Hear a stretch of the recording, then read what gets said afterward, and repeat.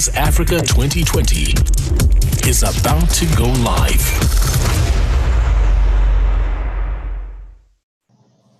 Hello and welcome to Radio Days Africa 2020. Today is day 9. My name is Claire Mawisa and I am proudly moderating this all-female panel today. I would just like to let you know that Radio Days Africa 2020 is proudly presented by WITS Radio Academy and is made possible through the generous support of the Sub-Saharan Africa Media Program of the Konrad Adenauer Foundation. We would not be able to have done this without our generous sponsors. So thank you very much to Iono FM for podcasting and streaming, the Abundant Media Group for sharing the conference to community radio stations on their Vivid channel. Thank you so much to RCS Sound Software and Crossfade Studios. We really do appreciate your support. If you are joining us today, you've probably know the drill already, but I'm going to remind you that you can register for other sessions for free for the other 11 days. So please do so at Radio Days Africa. At the website, you can do that for free. Invite your friends, and if they love radio or are just interested in some good conversation, they should join us. Now, today is going to be a goodie because we are talking Are We Fact? And I've got an incredible panel that I quickly want to introduce to you. And what's great is that they're all over the continent. So we have Nelly Kalu. Nelly is a fellow with the Dubawa PTCIJ Fact-Checking Fellowship. She's representing Newswire NGR from Nigeria. We've got Tandy Smith, Head of Programs at Media Monitoring Africa, and Kate Wilkinson, Deputy Chief Editor at Africa Check. Now, I know we are all bombarded with news on the daily, but what is concerning is that we can't always trust the news that we are hearing. We can't always trust the news that we are seeing on our screen. So today we're going to try and navigate how we go through verifying the news sources and the news that we are getting, and how do we make sure that we are actually consuming the good stuff. So what I'd like to start with actually is just a brief introduction from each one of you. So I'll start with you, Nelly, then Kate, then Tandy. If you could just introduce yourselves and the organization that you represent, just so we get an understanding of the organizations that you representing. Okay, hi Claire. Can you hear me clearly? Clearly, yes, thank you. Okay. So I'm Nelly. I represent Newswire NGR. It's a portal, an online news journal, and it's also a news distributor that helps to make sure that we tell the underreported stories, the stories that people tend to ignore. I'm also a broadcast journalist, and currently I am with the Dubawa Premium Time Center Investigative Journalism Fellowship. Right, that's what I'm with. I'm with the fellowship. It's a fact-checking fellowship. And the reason these fellowships exist is because broadcast journalists like me, and really journalists in other fields like print and others, are yet quite unfamiliar with quickly fact-checking ourselves before we go live on air, especially when you have a newsroom that's so small. So yeah, that's why I'm here. I'm currently a fellow with Dubawa, and I'm also here to have this conversation with you, which I'm really excited to have. Okay, Kate. Hi, Claire. Hi, everyone. My name is Kate Wilkinson. I'm the Deputy Chief Editor at Africa Check, which is a fact-checking organization that is based in 4 African countries. Our head office is in Johannesburg, South Africa, and our other offices sit in Nigeria, Kenya, and we have a French language website that is run out of Senegal. Our day-to-day work is really trying to verify if important statements that are made in the public domain are true or false, and if people who are claiming certain things have evidence to back it up. And that's because we believe that good, accurate, reliable data is really something which strengthens democracies, helps advance accurate debate, and really should be the basis of policy decisions, personal decisions, and ultimately how we make our way forward in the world, whether we're a private citizen, a government, a civil society organization, or a business. So I'm hoping to discuss these important issues and also learn from the other panelists and hopefully people who are watching about what they're doing and answer any questions. Fantastic. I think we just had a technical issue with Tandy. She'll probably just rejoin us. I just want to have an idea of what your teams look like. So how big are your teams, and, you know, who are they made up from? So Kate, could you start? Yeah, so Africa Check was started in 2012. And when I joined the organization in 2013, it was a team of about 2 working from Johannesburg. We then moved into the Wits journalism department, which we've called home since then. But the organization has grown rapidly but strongly over the years. We now have around 30 people working across the continent that is made up of both full-time staff as well as freelancers. And we aren't just fact checkers. So of course we have our editorial team. We have the researchers who do the sort of nuts and bolts work of looking at statements, fact checking them, writing reports. But we also view the work that we do at a much sort of wider perspective. And that is not only do we fact check claims, we also want to make sure that people in Africa have the skills and the resources to do their own fact checking. So we have a team called TriFacts who offers training to newsrooms, to organizations, as well as research capability to help encourage fact-checking on the continent. And then also a team working on impact to try and take the work that we do and realize greater impact, help encourage governments to use accurate data, help hold people accountable for what they say when it's wrong. So it's quite a varied team working across the continent. And Nelly, who works in your team? So could you give us how many people are in your team, and, you know, what their qualifications or what their roles are in the team? You on mute still. Yeah. I know. Okay, so yeah, absolutely. Let me speak for the fellowship itself particularly, and I'll tell you why. I know in the fellowship we're about 22, 23 fellows, and there was a deliberate selection of who these fellows are and from the industries that we represent. Radio Days, of course, broadcast industry. So that's, you know, where some of us fit in. Some are from online and some are researchers. And they were quite deliberate to make sure that there were women in the mix as well. Because you find that sometimes in random selection, without trying to truly include, you know, who is in, you know, who participates in these fellowships, you just might find that there is a tilt towards, you know, the gender and the skill that has been applied.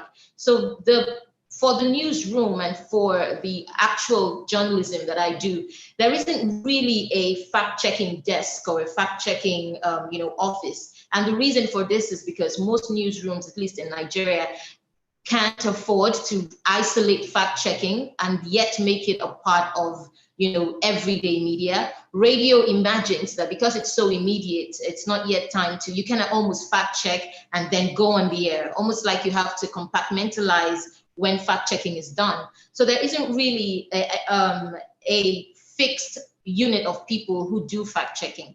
And that's also the reason for fellowships like this, so that people like me can go back to the institutions we represent, to the media houses we work for, and establish fact-checking desks. So if you ask me this next year, Claire, I'll probably have a very fixed number for you by then. Yeah. Okay, I just want to remind everyone that is participating who have joined us today, if you'd like to ask any of our panelists a question, just go down to the question box below and I'll get through to your question. Hopefully we'll get to them before the end of the session. There's just so much to go through. I think one of the biggest concerns that we have is that we've been flooded with misinformation. People are doubting the credibility of the news that they are watching and hearing. So what are the greatest challenges, would you say, to credible news? Why are we, you know, what are the challenges when it comes to disseminating and getting the right news to the people that need it so badly? Kate? Yeah, so I think the first point you started on really gets to the root of not just the current crisis with the pandemic, but really a much bigger and an issue with a much longer history, and that is the problem with both the quality and the quantity of the information that we are exposed to on a daily basis. And the World Health Organization coined a phrase a couple months ago when the pandemic was just getting going. And they said that, not only are we facing a pandemic, we're facing an infodemic. And that's because there is an overabundance, a flood, like you say, of information. And not all that information is wrong. Some of it is right, some of it is wrong, some of it is misleading, some of it is out of context. And there are lots of risks because of that. The first is that we can believe things that aren't true, and we can make decisions based on information that could result in negative outcomes, that could affect our health, that could affect a whole range of things. But actually, one of the most worrying consequences is that we tend to not believe anything. We don't know what is true. We don't know who to trust. So we are left in a state where we're confused. We don't trust people who might be able to give us good information. We're left not knowing where to turn to and what information to rely on. And I think there is where the need for the media and fact-checking organizations to play a role is so evident. At a time when the world is in crisis and people are worried, we have seen a huge demand, probably the largest in Africa Check's history, for accurate information. And I think that is both an opportunity for media organizations, for fact-checking organizations, because we are never more needed, have never been more needed than we are now. But it's also a challenge because the stakes are so high. It can be hard to know what is true. There's huge responsibility to report accurately and responsibly. And really the stakes are at an all-time high for us to do our best jobs at a very pressing time. So we have our jobs cut out for us. I mean, Nelly, I remember growing up and my mother watching the news at 7 o'clock on TV, buying the newspaper, believing everything she read and everything she saw. But the world is a different place now because of social media. Do you think social media is also one of the greatest challenges in the spread of just misinformation and fake news? What role has social media played when we're talking about news that can be verified or things that are true? Let's talk about your mom and her consumption of news back then. She knew that if she had to consume fake news, there was a place to go get it. I mean, back then some people call it the yellow pages. My father would say it's soft sell, so you already knew that there was a classification for news that you shouldn't take seriously.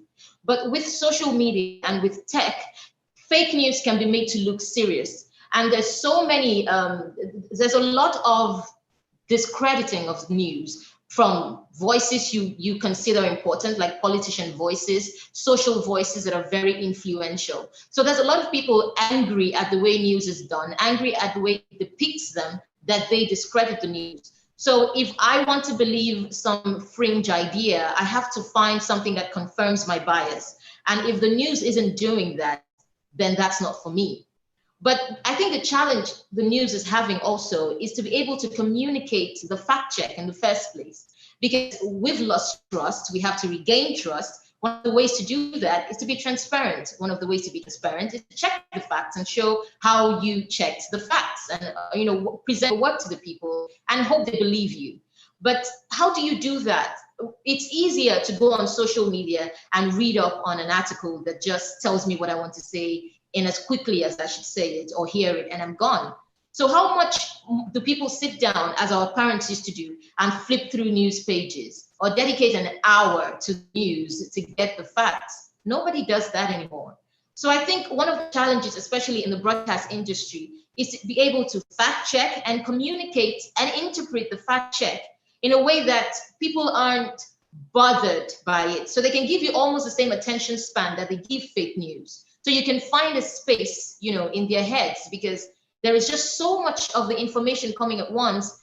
And I worry that it's not really the duty of the consumer to decide which news should take priority in their minds. I think we have to find ourselves in that space as well and, fight to gain their trust, even when we have all the facts. And Kate, has social media become the bane of your existence? I know so many people tweet, Africa, check this. Somebody said this, the politician said it. What is your understanding or what is your attitude towards social media and just the spreading of misinformation? Yeah, so obviously, as with most things, there are two sides to the coin. Social media offers organizations like Africa Check and other media organizations really the reach and the ability to get their content out there, to reach audiences, although it's important not to fall into the trap of thinking that your only audiences are on social media. But what we know is that false information, propaganda, mistakes by journalists, all the challenges that are summed up in this word fake news, which we don't like to use because it's quite a blunt instrument, is not a new problem. For centuries, politicians have been fibbing. They've been twisting the facts. But for many years, it was quite hard to distribute your propaganda or even an honest mistake. It would be very hard to reach hundreds of thousands, if not millions of people within a day, let alone a week. And now we know that something that is tweeted at 2 a.m. in New York can reach millions of people, irrespective of the time zones, within an hour. And that is the new playing field when it comes to having to fight misinformation. We know that we have a big job and we have a huge problem to tackle. And there has only been so much that organizations like Africa Check and like other fact checkers around the world have been able to do about it. And that is our regular work, which is identify statements that are important to fact check, do the work, publish the work, speak about the work. But we're not fighting on a level playing field, especially when the way that social media platforms are designed, the way that algorithms propel certain information to audiences. There's a very cliched but true saying that, a lie will make its way around the world while the truth is still putting on its boots. And that is something that we struggle with. But we are trying to gain ground on the lies. And one way that we do that is by working with the social media platform. So for example, we're part of Facebook's third-party fact-checking program. We have been since October 2018.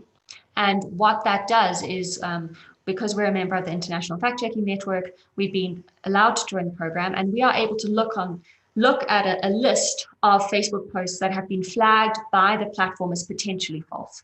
We're at liberty to choose what we fact check. And once we fact check those posts, we publish an article and we rate them. If it is incorrect, the reach and the spread of those posts is reduced. And in that way, the platform is able to work with fact checkers to reduce the spread and hopefully the impact of false information. And I think those are the sort of collaborations, partnerships that we need to be looking at a wider scale to see how we can try and, up the resources that we have to fight misinformation and hopefully reduce its impact on, what is really our digital streets. It's where we live our lives. So true. Tandy has joined us. Tandy Smith, Head of Programs at Media Monitoring Africa. Thank you so much for joining us. I know you've got some technical problems. I did ask the other ladies to introduce themselves and their organizations, just so we know who you're representing. So could you do that for us, Tandy?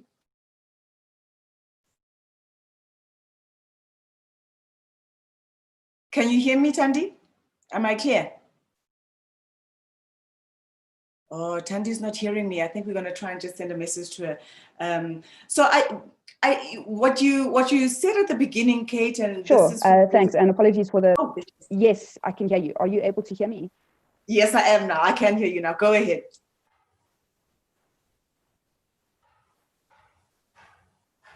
There, my back. Yes, yeah. Okay, perfect. Sorry about that. We went to stage 2 load shedding a few minutes ago, and although my area is not affected, I think the networks are just taking a lot of strain. So apologies about that. I'm trying a plan B, but yeah, thank you. I'm Tandy Smith from Media Monitoring Africa. We are an NGO based in Johannesburg, and essentially we look at human rights issues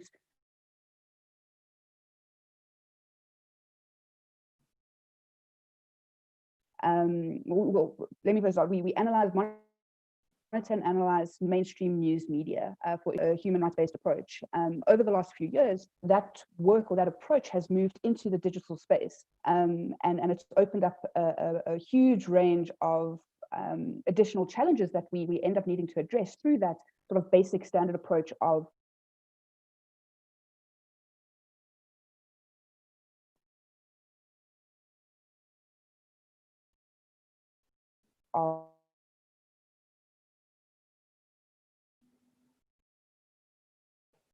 Ooh, Tandy's audio. I want to continue. I think we're breaking up there, but Tandy, I'll see if we can reconnect her. I think one of the things we kind of all don't understand, just as consumers of the news, moved into the digital rights space, into the disinformation, misinformation. I'm going to see if we can mute Tandy. One of the things that we don't understand, Kate alluded to it earlier about the fact that we just call it fake news, but we don't realize that there are lots of different layers and lots of different types of misinformation and disinformation that come through. So could you just plot that out for us? I'll start with you, Nelly. Could you just help plot out what falls under the umbrella of fake news? When we're talking about misinformation, is some of it true, or is it orchestrated? Is somebody benefiting from it? Is it propaganda? Could you explain the different levels and the different layers? Yeah, sure. I'm glad you asked that. We were just talking about that the other day. And the question was, is some of it true? And if some of it is true, is it ultimately false, in the end?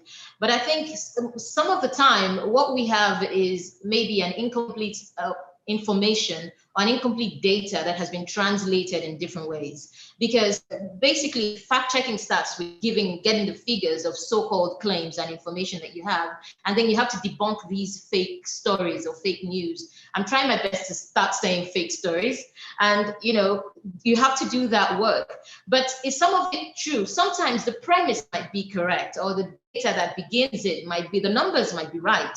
It's just how you interpret it. In Nigeria, for instance, what we have is a combination of all three you mentioned.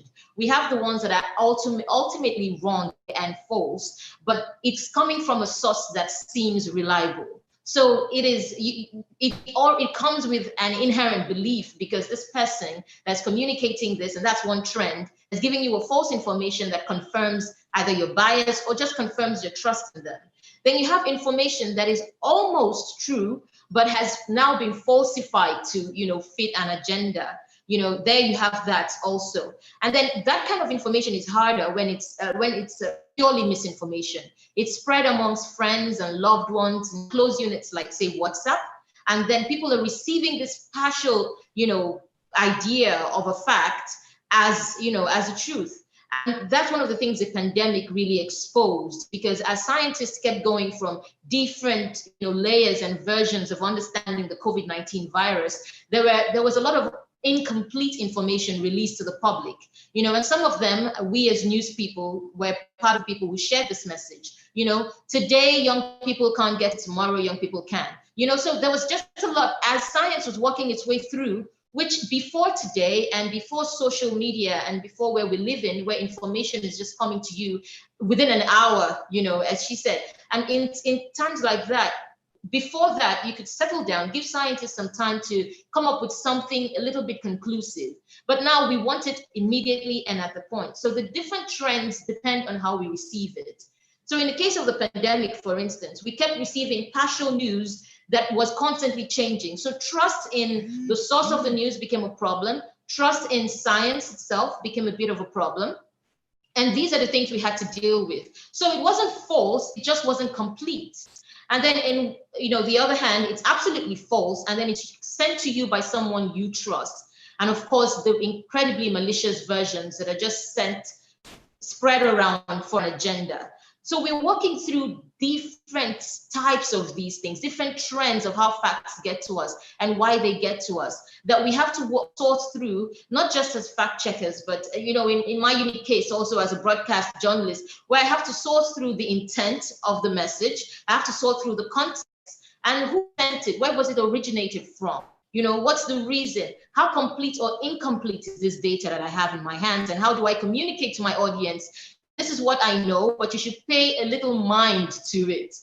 So these are the for me, and I think this is the place that begs the question: if newsrooms should have statisticians or researchers or data analysts right there to be able to work, right at a heartbeat to get to the fact checking. Because should we do that? Because I cannot report the news and still find you the details and the nuances in the data all at the same time. Or can we? I don't know, Claire, you try. What do you think? Can we do all of that at the same time? I mean, the toughest thing, especially when you're talking about radio, is that people are rushing to be the first and not necessarily to be correct when they're reporting on news or when news is coming in. And with what I've seen with the pandemic is that there are daily briefings. New information is released on the hour. And we're trying to make sure that we're getting the news out there as quickly as possible. But unfortunately, that means that we are dropping the ball when it comes to facts and verifying the information that we're having. Is that what you find, Kate, is that the rush to be first is the challenge, is that people or broadcasters need to stop rushing to be first, because we want to be the first to tweet it, the first to say it, the breaking news. So is that the issue that we're dealing with broadcasters, that they're rushing to broadcast it without taking into consideration that it needed to go through a process of fact checking? You're on mute. So I think it's one of the issues. There are two points I want to talk about. The first is how journalists and the media in general are not very good and struggle to report on situations where we don't actually know very much. And the second point I want to get to is the challenges of mediums like radio and television. But to go back to the first point, the public generally, what we find, likes to know if something is A or B, if it is true or false, if someone's been elected or has been dismissed. But when we find ourselves in a situation like this COVID-19 pandemic, as we have seen over the last 3 to 4 months, what we know is constantly evolving. And what journalists often want to report is the latest study, the latest numbers, the latest announcement. And in that desire to tell people what is, we often don't communicate how certain we are about that. And what happens is we'll have a study or a report published that says, for example, that a certain demographic is maybe more or less susceptible to COVID, or that by smoking or not smoking or drinking or not drinking, you are more likely or less likely to become infected or maybe to die from the disease. And often a statement or a broad stroke from a study becomes news. And we don't communicate to readers how certain we are of that, how certain scientists are of that, what the bigger picture is, how studies are developing. And when we miss out that step, when that study is debunked, when the science moves on, which is normal and which is what we want, readers often can then lose trust in the media and in journalists. And in the position that they occupy for reporting this news. And I think that if we were to be more honest with readers, with listeners, with viewers, and say, this is the study that has been released and this is what it says, but it's developing, we're not sure. Scientists say it could change. It still needs to be peer reviewed. You're not setting yourself up to be undermined where the thing that you reported as fact, which wasn't actually fact, turns out not to be true. So I think in that way, a better understanding of science, and I'd love it, as Nelly suggested, if media houses could have statisticians and scientists at a desk just ready. But at Africa Check, we don't even have that because resources are limited. And often we have to rely on calling people, and having a scientist, a researcher, an academic who you can ring up can really help you understand what you're reporting on, and in turn help the public understand what you know and what you don't know. To the second point, fact-checking takes time, and often, although it should fit into an editorial process, it's one of the things that is skipped or has to be left or shelved in order to publish quickly. To get it out there, you want to be first. I think that when it comes to radio and television, we often view it as an all or nothing thing. If you have a government spokesperson on air and she is talking to you about something and she's making claims, and say she makes a statement about service delivery or how many people have passed away from COVID-19, you know, the often refrain is, well, I can't fact check that on air. There's no time. I didn't know she was going to say it. And that's absolutely true. But there are certain little questions that you can employ as a journalist in that situation to convey to your reader how certain they should be of what they're hearing. And again, that can be if someone says, oh, access to electricity has increased from 30% to 80%. You can say, where's that statistic from? And if the government spokesperson goes, oh, it's a report, as opposed to, oh, it's from the General Household Survey, the latest edition, you can get it from Stats SA. That tells your listener all they need to know about whether that information is credible or not. Another question of, where are the numbers from? How was that calculated? Was there a study? Can you direct us to the research organization that has come up with this?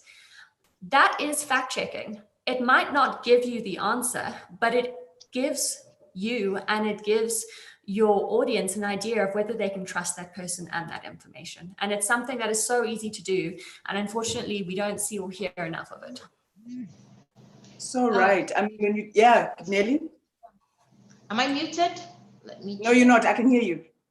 Yeah, I wanted to just add to what she said, especially in reference to radio broadcasting, you know, TV.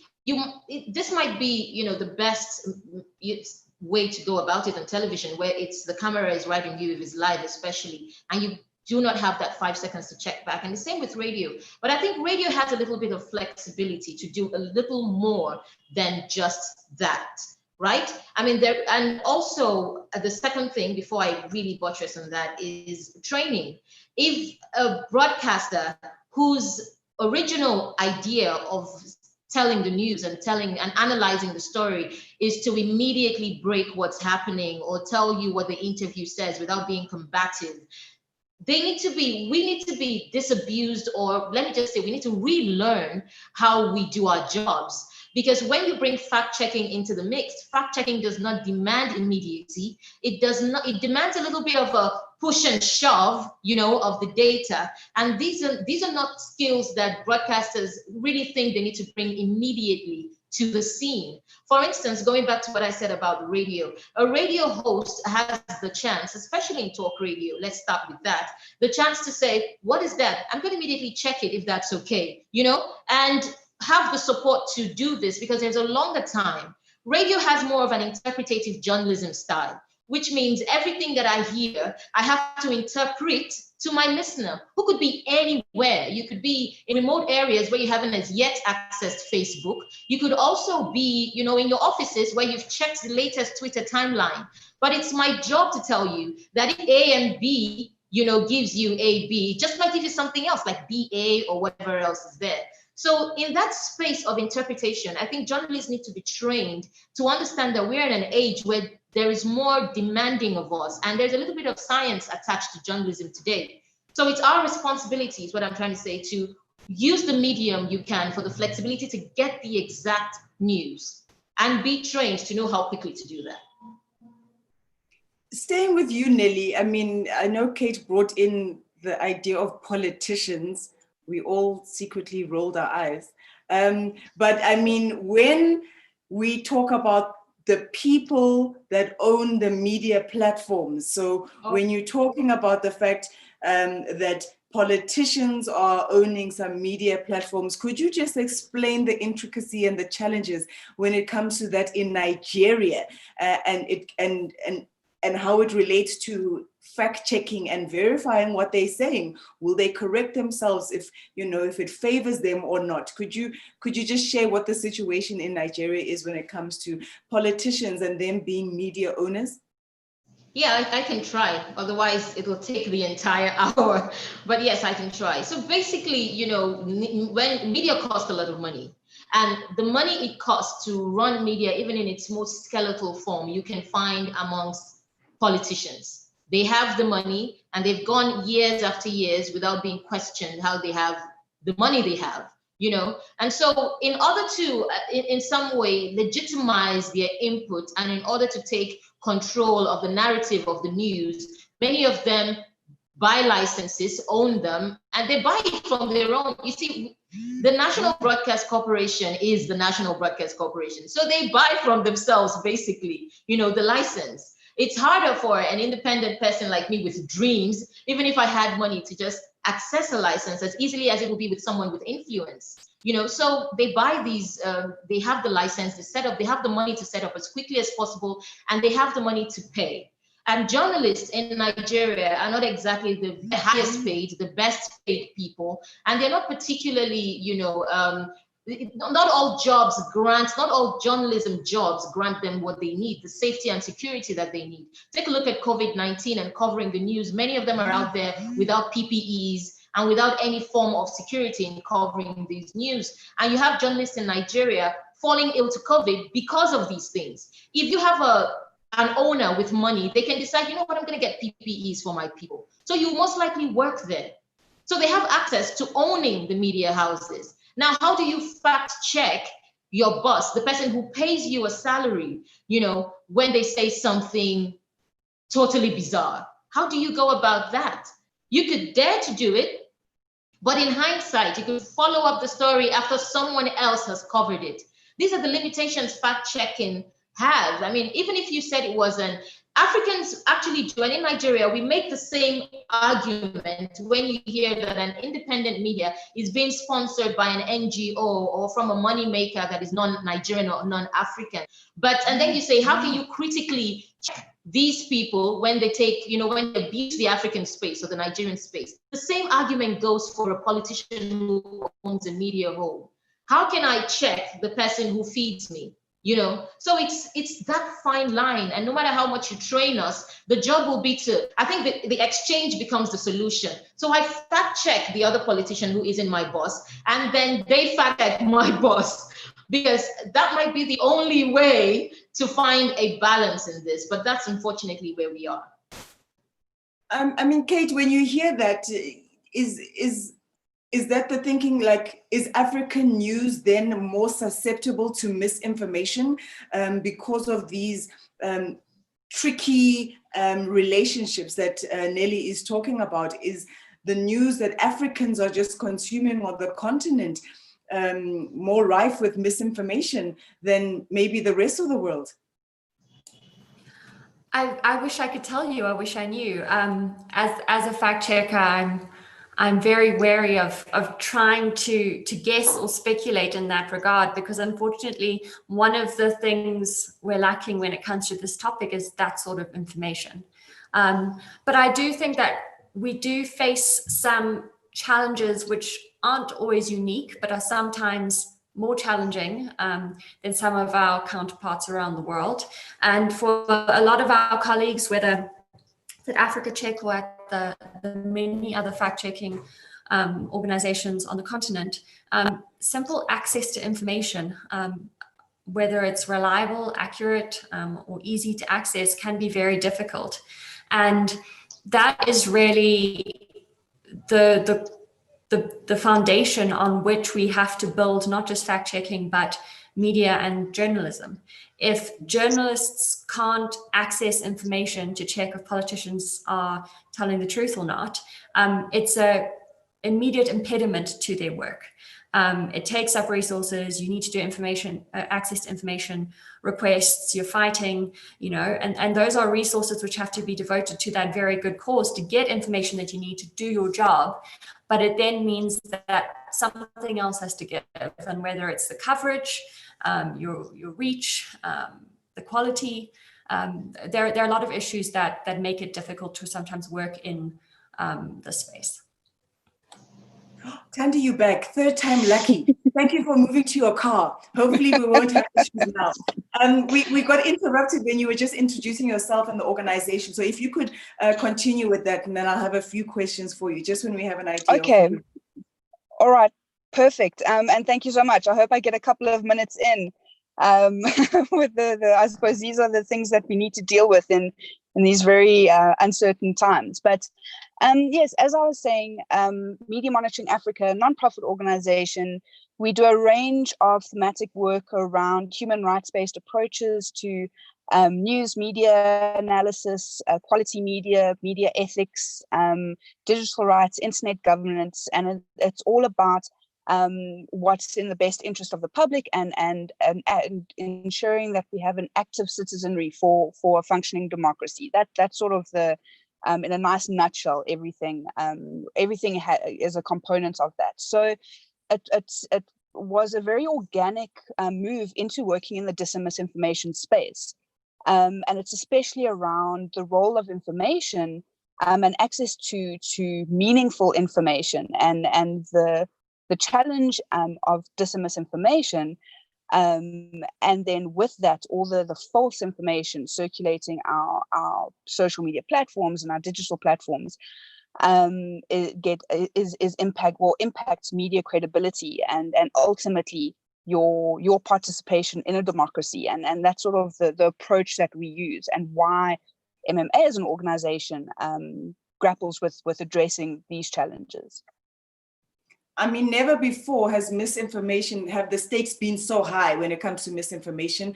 It can really be the difference between life and death. I just want to know, with your organization, Tandy, how has the pandemic affected how you do what you do? Or is the pressure even more now than ever before to make sure that people are getting the right information?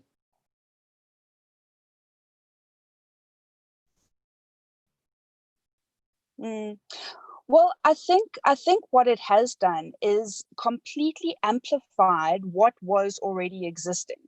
I think that, with people during the pandemic, with people needing that very accurate, objective, factual information, you turn to your platforms, you turn to your news sources for that. And I think the people or the organizations that are taking, or that would have historically been involved in distributing and disseminating disinformation have taken those opportunities and gone a little bit extreme with this. We have seen a massive rise in dis and misinformation.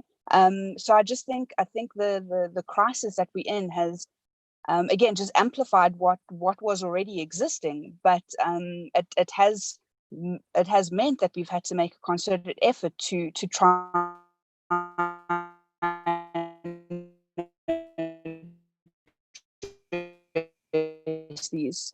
and address that.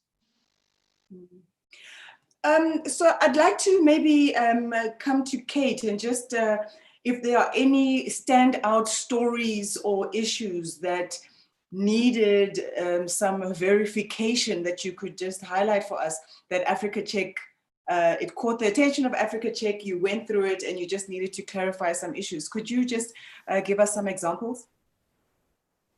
Yeah, so I think I'll start with a BC example before COVID, because there is lots of work that everyone has been doing for years and years that is important, that is not related to COVID, even though it's one of the most pressing challenges that we have at the moment. As I think South Africans watching this broadcast will know, that we have many seasons in our country. We have strike season, so we know that every year we'll see strikes. but we have other seasons, and we tend to have seasons of xenophobic violence. And whether it's every year or every 18 months, we often see hotspots and outbreaks of xenophobic violence against foreign nationals living in the country. And a lot of the work that we do, we try to really focus in on hot topic issues which drive public debate, but also have an impact on the public. And this is really one space that we tend to prioritize, because we know that our country has a history of very, very violent bouts of xenophobic violence that quite often result in not only the loss of income and livelihoods for foreign nationals and sometimes South Africans, but quite often the loss of life. So a lot of the work that we've done over the years is to try and fact check statements about immigration and migrants in the country, because that is one place where there is data that can be accessed and can be used to fact check statements, but also introduce accurate information into discussions. So we fact check statements. We fact checked the quite widely shared statement that up to 80% or 80% of people living in Hillbrow are foreign nationals. We fact checked statements about the number of Nigerians who are living in South Africa. And we've also fact checked images and videos. Just last year, we had a report that was viral in its own sense, which when we saw xenophobic attacks last year, we saw lots, as we normally do, lots and lots of pictures and images being shared claiming to show what they claimed were the current bouts of xenophobic violence. And in some cases, that was true, but in many, many cases, pictures and videos used out of context were being shared to describe the current situation. And the risk there is that we know images and videos are easily shared on social media. Tensions are already high. There can be violent reactions to certain information that is shared.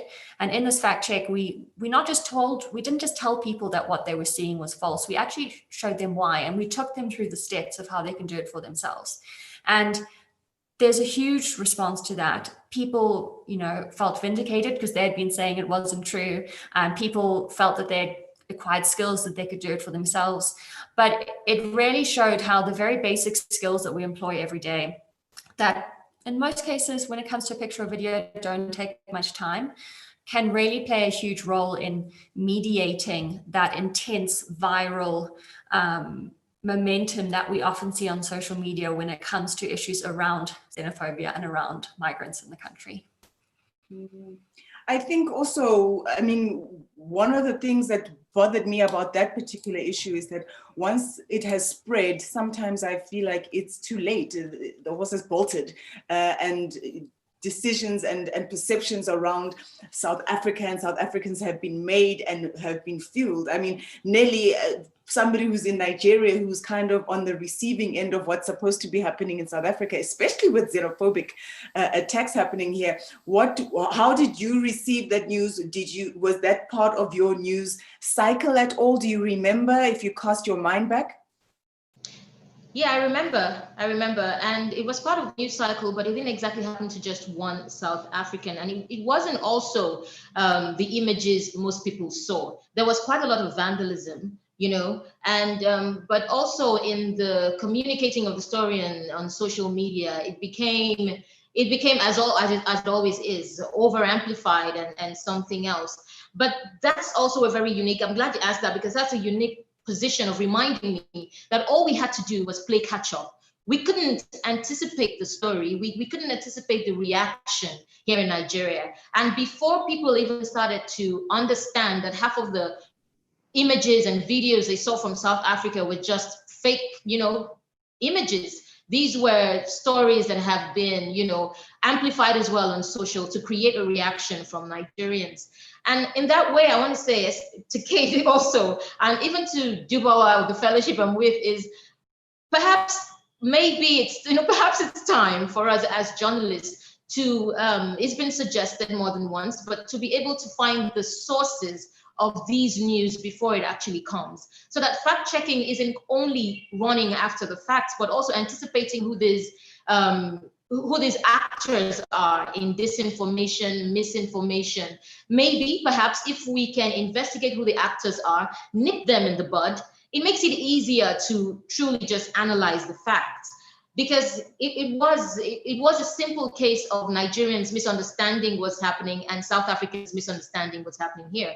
And it's the catching up constantly for news is really something that doesn't exactly favor us in the fight against fake news and fake stories and the amplification of most of these information that we see. But Nelly, when somebody's getting something on their social media or when they see something on TV and radio, how can they themselves verify the information? So is there a tip or is there something you can tell people who are watching, the ordinary person who's consuming news, how can they themselves, when they don't have Nelly and Kate on speed dial, verify the news that they are reading? We have done this quite well, and we've tried to do this. I think the limitation here is we are communicating to different generations who believe fake stories. There's a generation of our parents and the parents, their parents, who get these messages on WhatsApp, and the technicalities of fact checking might be lost on them. Then there's the millennials, and then the Gen Zs, and the Gen X's and the different gens who can easily do a quick fact check for themselves because they're familiar with how social media works. They're familiar with how a bit of tech works. So what we do, at least in Nigeria, what I know we've done is we give certain basic steps. If you get an information, pause before you send it. If you get an information you're not sure of, check, verify the news, look for news outlets that you trust. But nothing, you can't do anything beyond that, because if the news outlets confirms that fake news because they haven't as yet verified, now that's a totally different story. But we ask them to pause, to confirm from their news outlets, be sure that this is from Premium Times before you spread it. Be sure who sent it to you before you spread it. And then for younger people, we say sometimes do a Google reverse image search. Just quickly put it on Google and reverse the image. Maybe it will tell you differently. Then you can be a fact checker yourself. So these are a few tips we give, that at least helps anyone who wants to try to verify their information before they spread it.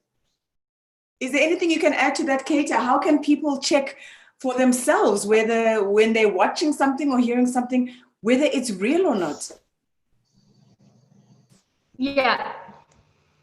So I think that's where fact checkers' role isn't just to be reactive. We can't constantly be chasing fake pictures, out of context videos, and misleading statements from politicians. We have to empower people to do it themselves. There will never be enough fact checkers, but maybe we can have enough, educated and equipped people. And one way that Africa Check is trying to do that is through a media literacy campaign that we're disseminating through WhatsApp.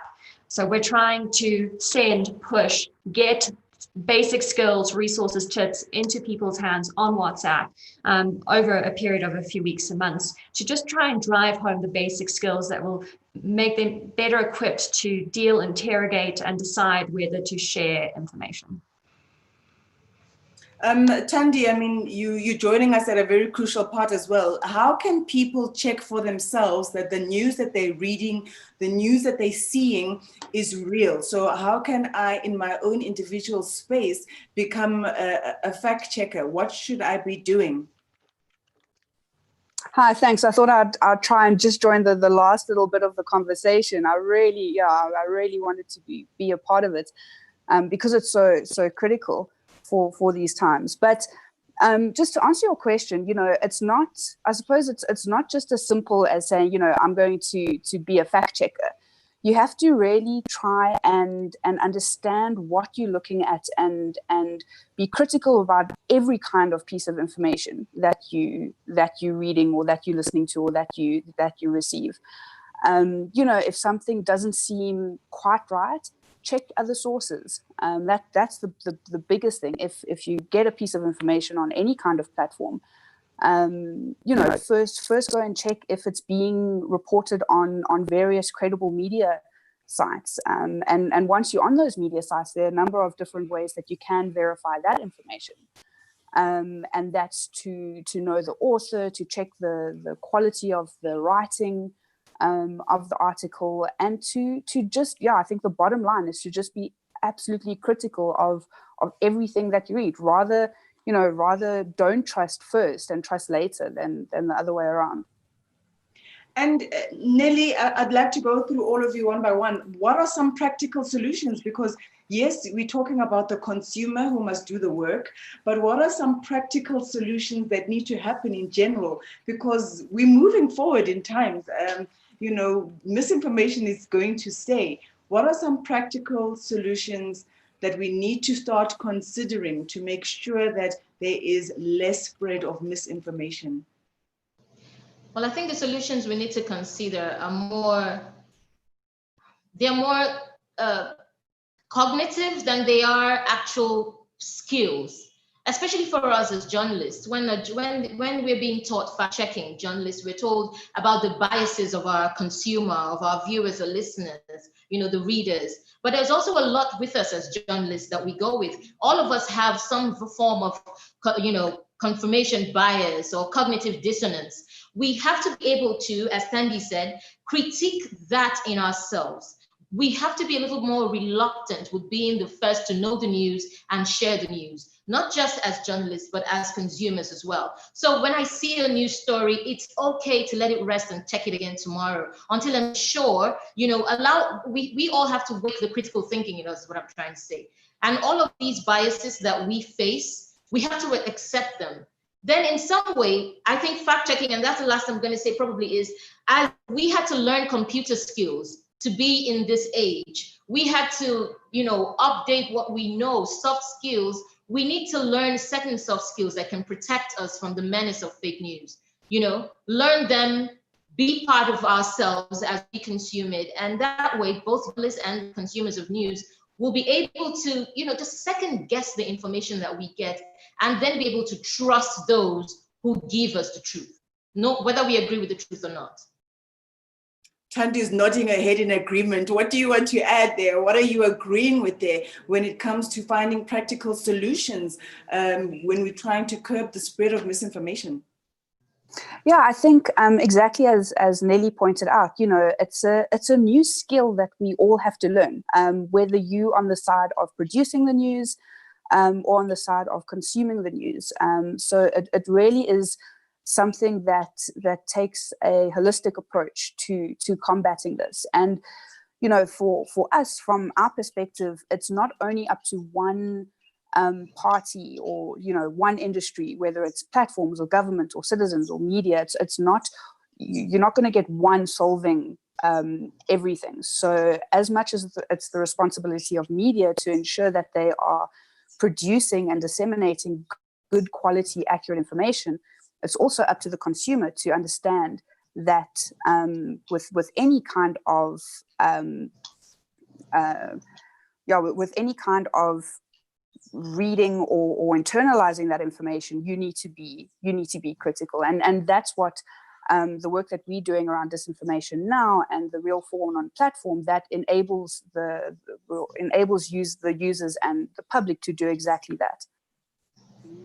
Is there anything that news media houses or newsrooms should take into context or into consideration, Kate, when it comes to just curbing the spread of misinformation? Is there anything you'd like to share with them that they need to consider? Yeah, I think my call would really be, and I know it's not an easy ask, but would be to avoid unwittingly or wittingly playing the role of loudhailer to people who are already in positions of power. We have politicians, we have experts, we have people who know that they can make statements that will be, in most cases, reported on verbatim in the media. And there is a role for journalists, if it's not possible to fact check, which we would hopefully see happen, to at least convey the certainty or to raise questions that gives a clue as to the certainty of the information that is being shared. Because the role of the media is so important, especially at a time like this, and they can really help elevate and improve not just the accuracy, but the quality of the information that really drives all decisions and is so integral to lives across the continent. Thank you so much to my incredible panel. Thank you so much, Nelly Kalu, all the way from Nigeria, representing Newswire NGR, also fellow with the Dubawa PTCIJ Fact-Checking Fellowship. Thank you so much, Tandy Smith, in and out. That connection is going to be the death of you. Head of Programs at Media Monitoring Africa. Also to Kate Wilkinson, Deputy Chief Editor at Africa Check. Thank you so much, ladies. I really do appreciate it. Thank you so much to Frank, Marlee, and Marlee for your questions. And thank you once again to all of our sponsors who made this session possible. Radio Days. Yes.